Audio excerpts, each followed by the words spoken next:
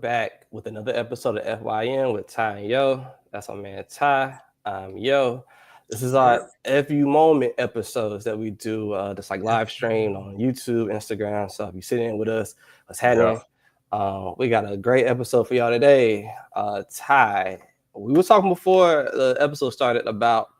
I asked you, all money ain't good money, but you said all money ain't long money.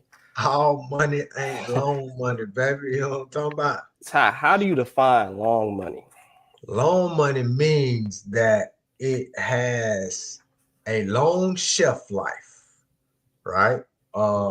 It's that forever money, but people got this misconception about passive income. And, there's only a very rare few of people that can set something up and then never have to do nothing else for another day in their life.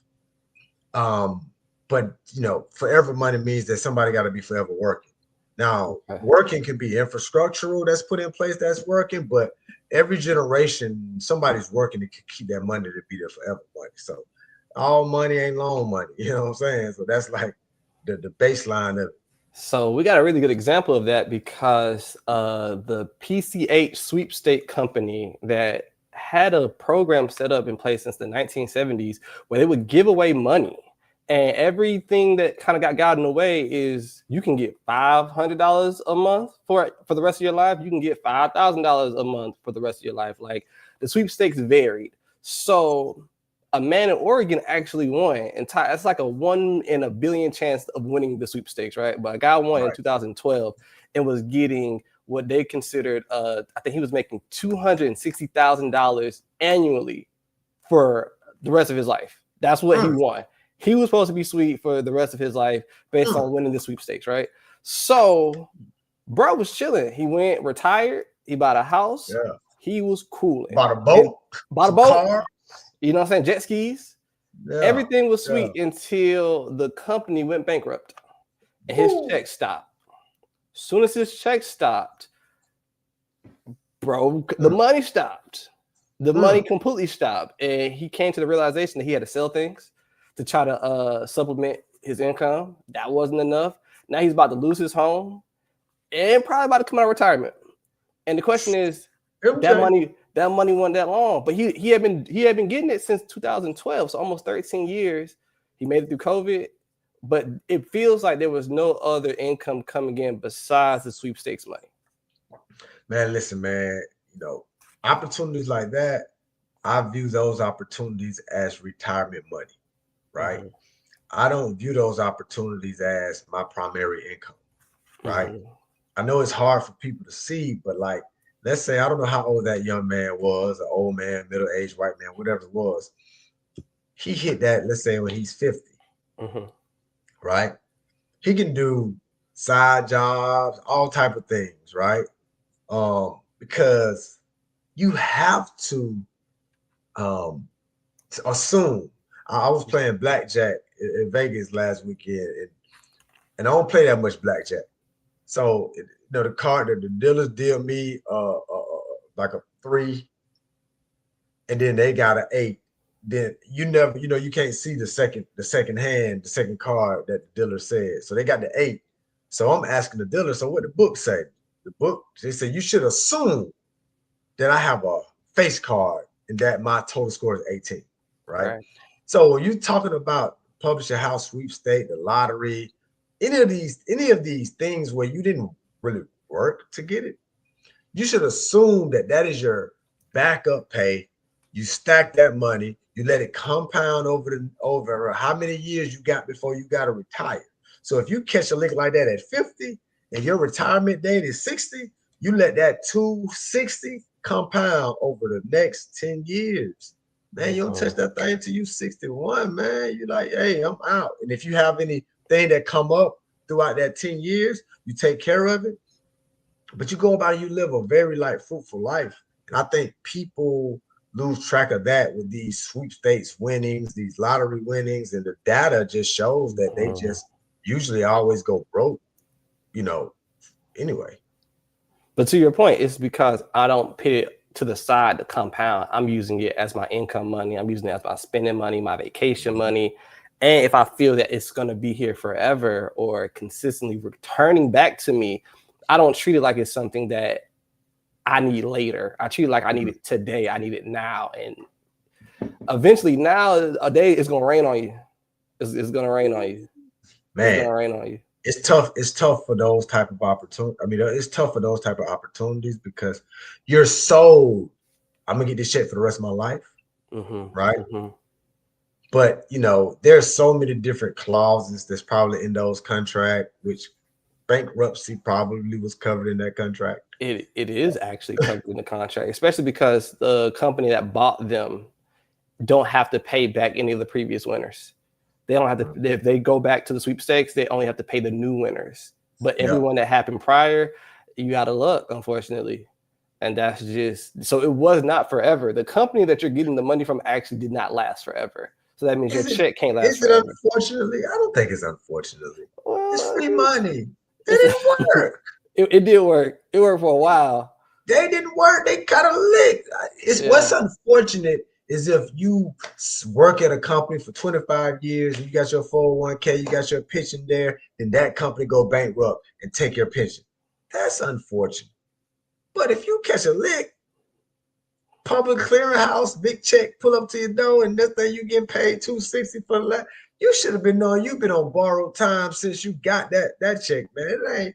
It's fortunate. It's fortunate. You're right. Fortunate. You're right. You know what I'm saying? I stand corrected. Speaking of long money, Larry Ellison is now considered the richest man in the world. Hey man, people ain't taking it away. Through Oracle. You know, Larry Ellison has a sailboat league that he built called Sail Grand Prix. He funded it, built all the teams himself, got all the brand partnerships, all of those different things. And then like a year and a half, he started selling off each country team, right? Oh, wow. So I invested into Team USA. And it's like the Formula One for sailboats. Like these sailboats go like 65 miles per hour, you know, and people sit around on big yachts and shit and watch. I still haven't been to a race yet. I need to make better use of my investment, but I thought it was cool. It's a unique sport. But Larry Ellison is one that funded that, built it up from ground zero, and then people just start buying the teams from him. How did you get involved? I got involved through my activities in venture capitalists. And there's one of the venture capitalist firms that we're invested in that do renewable energy. And one of the GPs, the general partners, he was raising this other fund. Well, he wasn't raising it. He basically was like, hey, I had this opportunity. My homie brought it to me. What's your appetite with sports? And I was like, I love sports. Of course. And then I got introduced that way. I want to do a fact check really quick because I want to find out, when did he start Oracle? 1977. Yeah, big money, right? Big long time. Long money. So to start a company in 1977, and he's 81 years old today, right? And now you're considered the richest man in the world because of the company you started in 1977. I mean, it has to be long. That has to be long. Longevity, long money. I mean, the sailboat, that sounds incredible, Tyler. That sounds like an incredible way for him to continue spending his money for passion. That joint is a rich person event and rich person sports. They're trying their best to make it for just regular people, no different than going to baseball games and things of that nature. Right. But it's a high ticket event that I haven't participated in, but I'm more than likely going to get myself together so I can go check it out in 2026. That's definitely where you should be at for sure. But I guess when being number 2 with Mr. Elon, you know what I'm saying, bro? Yeah, bro, probably gonna go crazy with these automatic cars he's talking about lunch. Like, you just think about the concept of you buying a car. Historically, cars lose value as soon as you get it. Facts. So you just think about you buying a car. Well, you said, boom, I got the new Tesla, right? Now I'm gonna sign the Tesla to be an auto taxi. So the Tesla gonna drop me off at the job, and then the Tesla gonna go to their job. That's crazy. What car to work is, so it actually appreciates in that regard. Yes. Yeah, man, that man trying to get to that trilly. That That Trilly, trilly. that Trilly. Yeah, he trying to get to that trilly with that one. I mean, do you feel like both men, Larry and Elon, both got tech money? Like when you think Yes. about investing in tech right now, I mean, I guess it's endless possibilities. I'm assuming, right? You're able to turn something that used to depreciate into an appreciated asset. Yeah. I guess only because of how far tech has evolved, per se. Man, listen, I'm a tech baby. I give my entire life of this worldly life. Mhm. God is a whole nother different. God presented us with the technology and to be able to be involved with businesses that the door would have stayed locked on. The gate would have stayed locked on if it wasn't for technology. So Mhm. like tech, like I said, tech is how you become a billionaire. You know what I'm saying? You become a millionaire on stocks and real estate, but you become a billionaire with tech. With tech. Cause Elon Musk is part of the PayPal mafia. Yeah, I we would talked about love to that do that episode. movie. I would love to do that That's movie. that would be your ideal documentary, That the movie would PayPal be Mafia. crazy. PayPal mafia, crazy. That's a good point. That's a good Yeah. point. We also got Serena Williams on the docket for a topic to Mm, discuss today, Ty, and mm. about her current investment into Roe, I believe it's called. Right, right, Now, right. now, how familiar are you with it in terms Well, of is that the Olympics, the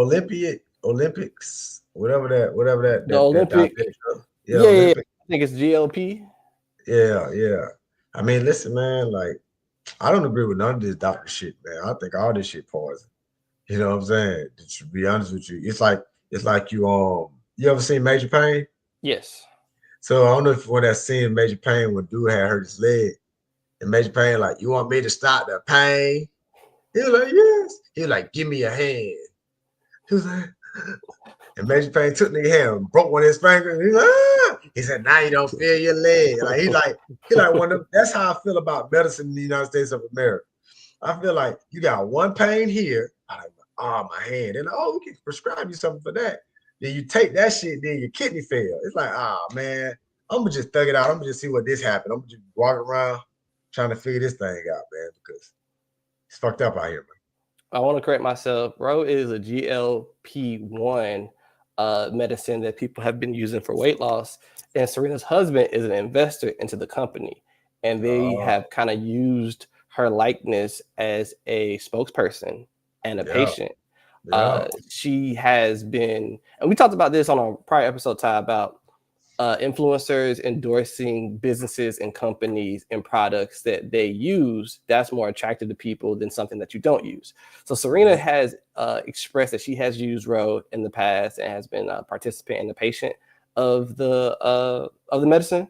But Mhm. obviously, people are upset, feeling like she is benefiting off of her husband's position on the board and as an investor, and they're kind of, kind of double dipping as an endorser and endorsing investing as an investor, kind of like Man, listen, man, I'm not mad with the conflicts of interest. you're All I'm not. saying is poison, right? If people, you know, if people are that believing of Serena Williams, where they will put poison into their bodies consistently, you know what I'm saying? Like, regardless of all of the positive, I guess you would say, attributions that these medicines have, they have very deep,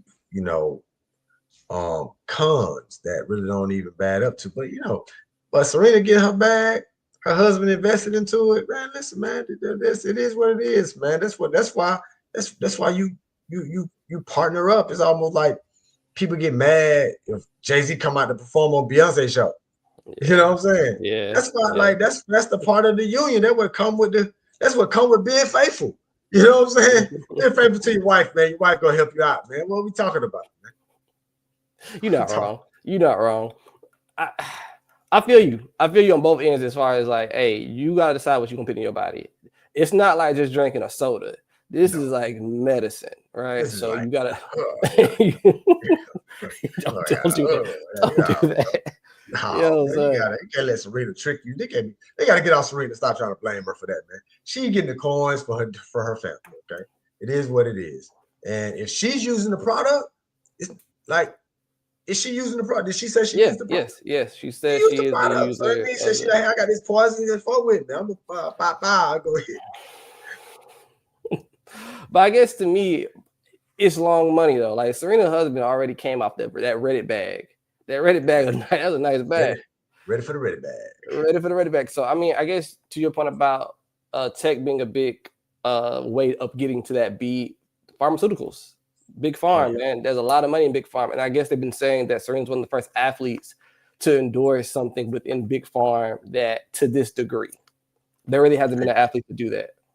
No, I haven't seen no athlete that endorsing diabetic medicine. You know them old weird ass commercials that be coming on, doing daytime talk to try to convince you that you should take this medicine, no matter what the medicine cures. Funny, but it's like so the commercial's so wholesome and simple, and nobody can really dress in the motherfucker. And you funny, know what I'm saying?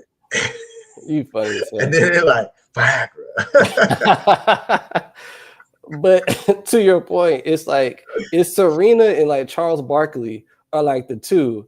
They're like, I get Charles. Like, I understand Charles. Charles is a little bit more, Charles. But Serena, it's more on brand. It's more on brand. It's more on brand. Like, Serena's just let down her. She just let down her fan base, but she don't play tennis no more. That's what I'm saying. I feel like people are more attached to her as a tennis star and how she dominated on the field. And I guess people are still trying to get rid of the muscles, man. She's like, I got all these muscles. I'm trying to get. I can't be carrying this shit no more. I'm too old, man. Get this shit off me, man. You a funny man. But I guess I'm just saying, I feel like the money is still gonna be long in the Serena Williams house. It's interesting watching what people find, like when it comes to endorsements, what people find to be acceptable. Man, people are sensitive, man. Serena ain't do nothing wrong. She believes in a product. You know what I'm saying? Her family is invested into it, and she gonna get her some investment stocks, and she doing what every athlete should do if they believe in a product. No, I don't see nobody talking shit about Snoop Dogg with the fucking Coronas and goddamn the shit that the beers or all of the vodka and the liquor, that shit poison too. You don't need no prescription for that Casamigos. No, you don't. You funny. You funny. Why the fuck they giving Shot a hard time? I don't get it. But people so hypocritical, but I can't stand some of this shit, man. But I mean, if Snoop's wife was on the board for Corona, then maybe they would feel a certain kind of way about it. But I feel because you don't mind a conflict of interest. No, man. Listen, I used to pay my lawyer for his conflicts of interest. That's the American way. Yeah. That's why we don't be having shit. We don't got enough conflicts of interest. You not wrong. Because it's supposed to be wrong, Ty. It's supposed to be wrong. It's supposed to be wrong. They create this word, right? Just think about it like this, right? We 18 minutes in. Yeah. If your dad was a lawyer and your dad represented, let's say, the head of Amazon Prime film department. Right. And then you're like, Dad, my friend got a really dope idea. Can you look at it? And then he looks at it because this is his son asking him this. He looks at it as a film. Oh, this is hard. This is kind of nice. Can you connect me? So you connect me with your dad. So now I'm having a meeting with your dad. Your dad's like, listen, this is incredible. We come across a lot of things. I'm gonna represent you, right? Because I represent all of the people that will actually want to buy this. I'm like, what? Why is that wrong? It's only wrong when you're black. Yeah, and you're not getting paid. If you don't benefit from it, then you're black, they be like, oh no, because the example you just gave me did not bother me at all. It didn't bother me at all. I found nothing wrong with it. It's a clear conflict of interest because your dad represents the same company that's going to do a deal for me. Yes, there can be moments where that one person is going to get a better deal because the lawyer might have a better interest in the big company than the smaller company. Yeah, it's just more better. I'm not denying that. But listen, man, put me in the game, man. I'll figure it out. I got to, hey, lawyer, don't, we got to do some ChatGPT's here now. come in that thing like I'm a lawyer too. I ain't mad at you, Ty. I ain't mad at you. Yeah. But, you know. what you want to talk about? What else you got? I ran through a couple of topics. You got anything on your mind? Man, no, man. Like I was, it's just funny about the Serena stuff. You know, you see, like artists get like blowback and things of that nature. For like the things that they stand up on, or rather it's politics or whatever the case might be. I didn't even know what the publishing clearinghouse business was, to be honest with you. Same. That their promotion was so heavy about giving away that free money that was kind of like great.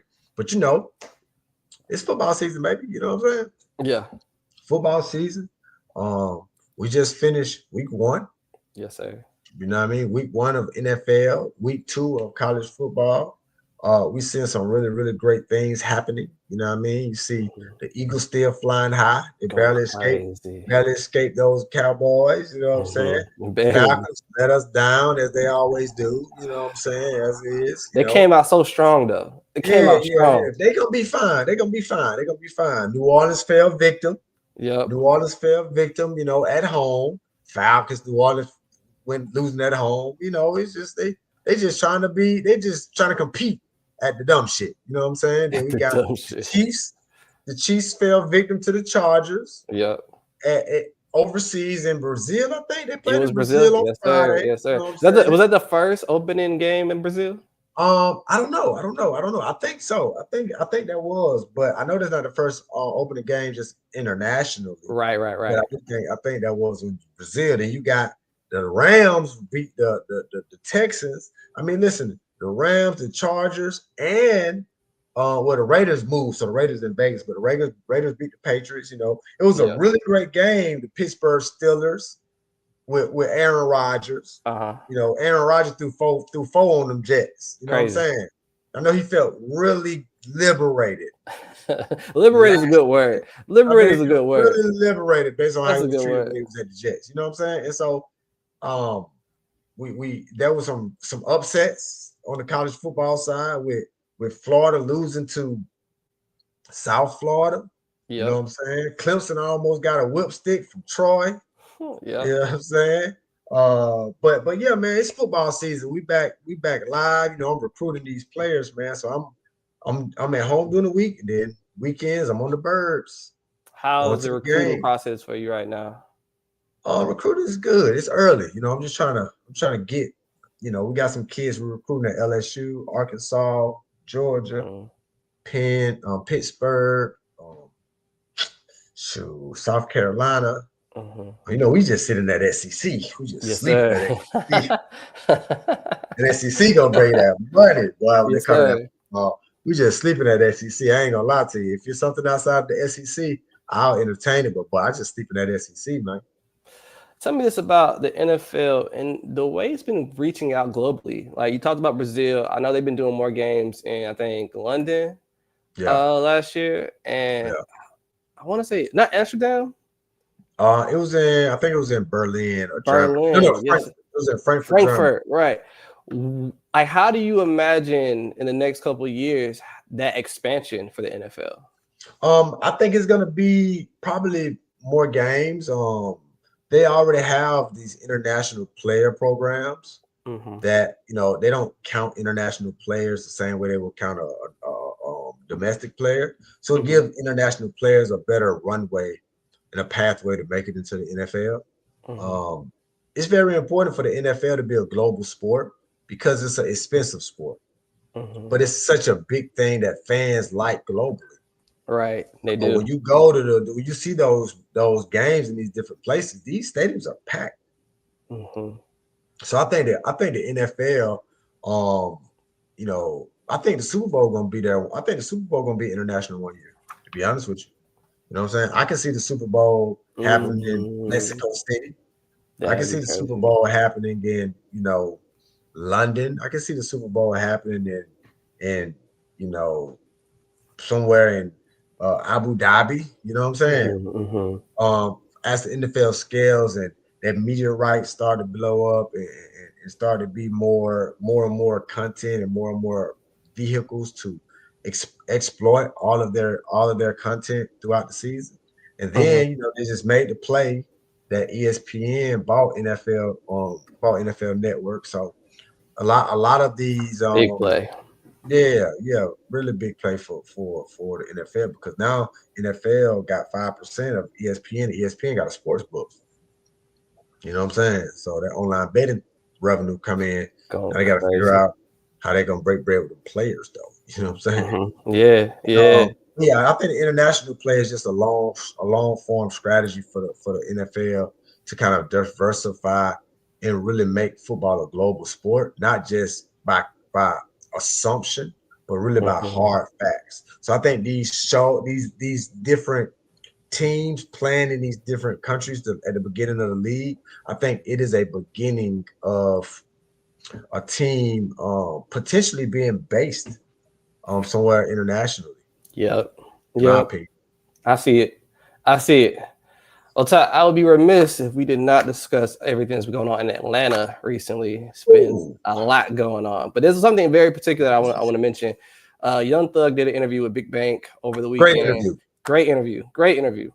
There was something very interesting at the very beginning where Bank asked Thug how he's doing, and he was like, "Well, I'm good because I used to pray for all eyes to be on me, and that's Mhm. what's going on right now in the Right. sport that I play in.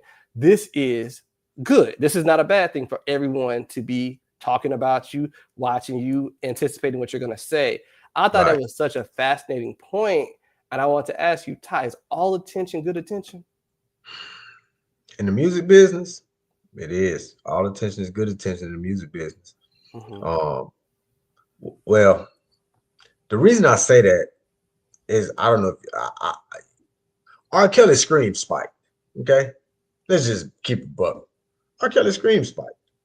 R. Kelly is in prison for molestation, child, whatever you want to call the charges. I don't know them, so I don't want to yell out those things. But he's in prison for things that deal with minors, and his sales spiked.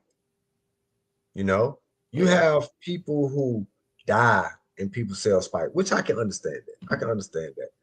I haven't really seen the bad boy. I ain't seen no bad boy numbers yet, but I'm curious if Puff catalog spiked because of all the attention he was getting. The So court. Yeah. I think the interview and the attention that he was talking about, it's a very unique thing from an attention perspective, Mm-hmm. because rarely are you going to see that many black men that has that have that much resources. Mm-hmm. Let's rewind. It's going to be rare that you see a gunner and a thug get into a prison system. One of them make a decision and they exit out of that decision. The other one stayed into it because they didn't really have a choice, because they was trying to like do whatever their strategy was. And Mm-hmm. both of them, young men, young black men in America, who both are millionaires, after a few years, end up coming home to their families. Mm-hmm. You ain't Mm-hmm. gonna see that happen too much. And it wasn't just them, it was multiple of them. Yeah, facts. You know what I'm saying? And I think that when Thug is sitting down with Bank, and Bank having the pedigree he has from a street level and really transforming and changing his life, for Mm-hmm. him to sit down and ask the hard questions and speak towards the details and then give him his direct opinions, but also ask Thug, like, what do you feel about this? How you can say this and how you can say that. And I think Mm-hmm. Thug articulated himself in a way that people can understand his stance, rather if they agree with it or not. I think that people can understand it. And then, the the young thug part, to see him say and admit, I can't make music. Every single person that I was around for a decade is not around me. and I was heartbroken. I can't make no music. I'm fucked up about this. And I Mm-hmm. think that black men struggle so much with their pride and their ego to kind of like speak on things that hurt them. Mm-hmm. And I think that probably was the moment of the interview that Young Thug really got humanized, in terms of like all of the other things that all of those things, none of those things kind of really matter in those moments. That doesn't mean that it excuses him for any of his behavior, but I think that he probably scored a lot with his core audience by just simply being like, I was hurt. You know what I'm saying? Like I was saying this when we was in Vegas. I was talking to my cousin and my other homie Crook, and all of us from Atlanta. And Kelly and Crook, they grew up in College Park. So I was like, you could have told me 10 years ago that in the cards that Big Bank Black was gonna be interviewing Young Thug, and Young Thug was gonna start crying because Gunna snitched on him. I mean, not Gunna snitched on him, because Gunna left him to rot in prison. Whether he did it intentionally or unintentionally, that would have never been in my Uno cards.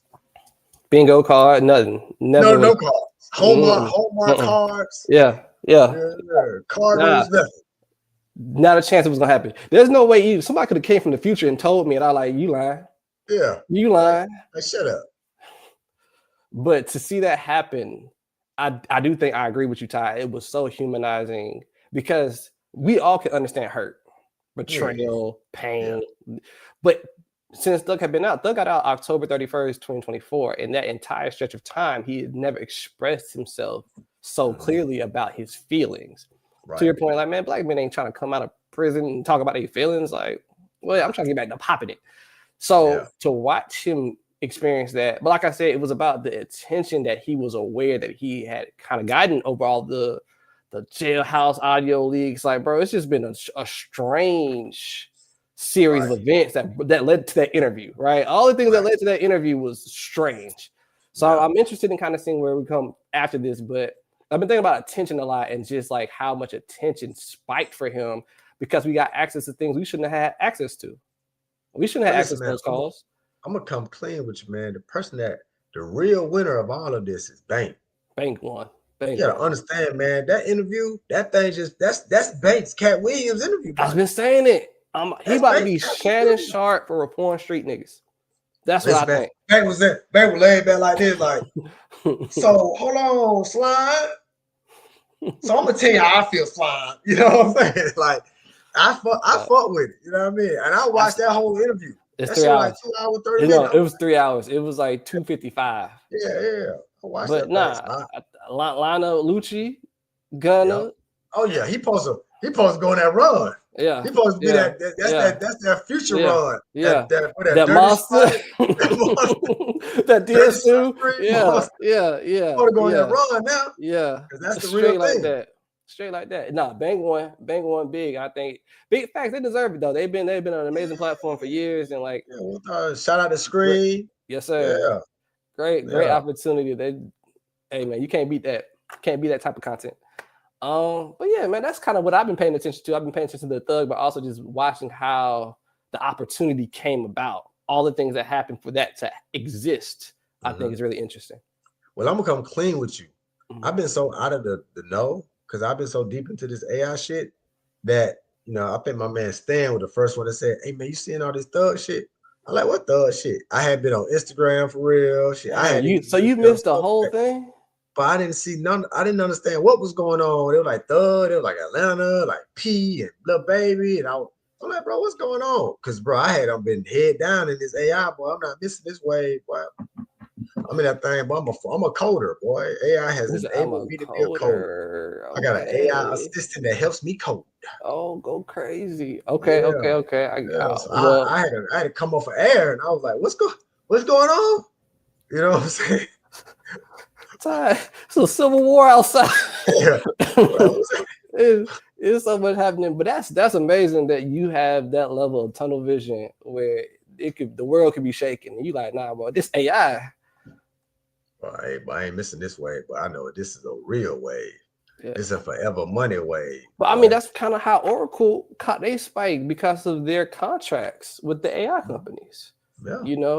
And I think that's incredible because Oracle in 77 was just doing like web-based internet, like very specific kinds of tech, and to transition into AI and that be the reason why you're now the richest man in the world just says a lot about knowing long-term gains. Yeah. But also paying attention to when like shit shifts. the AI shift kind of came at a time where you can either forecast it or you can kind of dismiss it, and they lined up. Hey man, I'm trying to line up, man. I see you. Trying to get me into that tech founder. Tech founder. That's that. Yeah, that's that man. B. All right, sir. Well, I ain't got nothing else for you.